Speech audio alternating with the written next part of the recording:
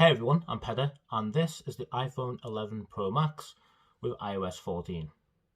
Now, unless you've been living in a cave or you were born yesterday, congratulations if you were, you probably know by now that it runs widgets.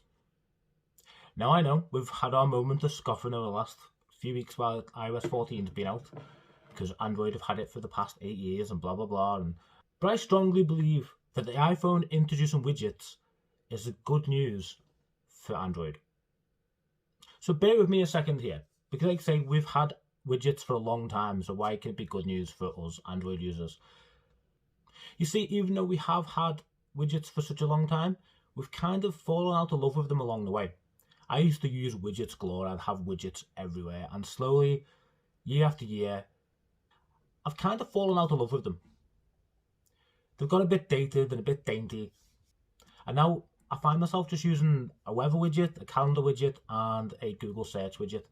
But now everyone's dumping loads of widgets onto the iPhone home screen, and they're hiding all the apps into app library, which, is very reminiscent of Android, but it does it in its own way. Not quite as good as Android, because it doesn't give you that whole make folders of your own. It's kind of, these are our suggested folders, and these are what you think you'll need when you need them, because we're Apple and we know better than what you know about yourself. It's very hit and miss. But the widgets that are on the iPhone, they're different. They're not the same as Android widgets, and they're very Apple-like. They come in 3 sizes, almost like a template, and you still can't have blank spaces on your screen. It's what Apple says you can have and where Apple says you can have it.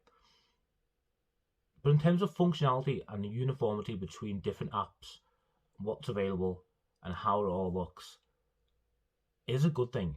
Something Android can't quite do, because when an app developer makes an app and a widget for Android, it has to think about Samsung and OnePlus and Google and with the Pixel and Sony and Huawei and whoever else they're developing for at the same time. Maybe not so much Huawei these days. Whereas when you make an app with a widget for iOS, you just have to think about the iPhone and iOS 14 and above, and that's it. So it's easier for Apple to control and say, look, these are the limitations you must stay within, and this is how your widget is going to run. We don't quite get that in Android. Maybe we'll start to see that on an OS level in Android down the years, maybe Android version 12 or 13, we'll see it then. But at the moment, on Android 11, it's pretty difficult to make that one singular design aspect work across different OEMs. The other thing with widgets on Android is they've gone without a lot of love for a long time. Developers don't really focus on them anymore because they know people have got bored of using them and they don't use them that much.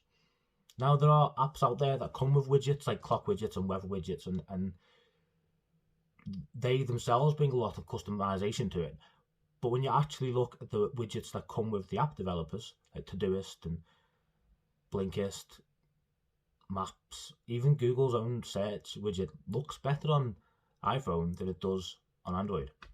Now I imagine we'll start to see an influx of updates coming to Android of app developers who've made the app for iOS start to look at Android one and go, what can we do to refresh this? How can we bring more widgets to the Android system as well?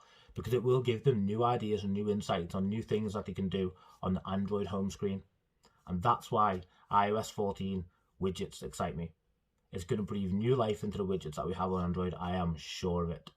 Looking at the Todoist widgets when they all came up on Instagram, and I was thinking, they look really good. The Todoist widgets on Android just aren't quite there yet. And yes, there will be separate teams developing on them, but I'm pretty sure if I put myself into the position of people who are working inside these app developing companies, I imagine like the iOS team and the Android team probably have a little bit of competition between them, and they try and match features in different ways and bring different features to the platform before the other one. And I can't wait to see how that plays out with the widgets on Android.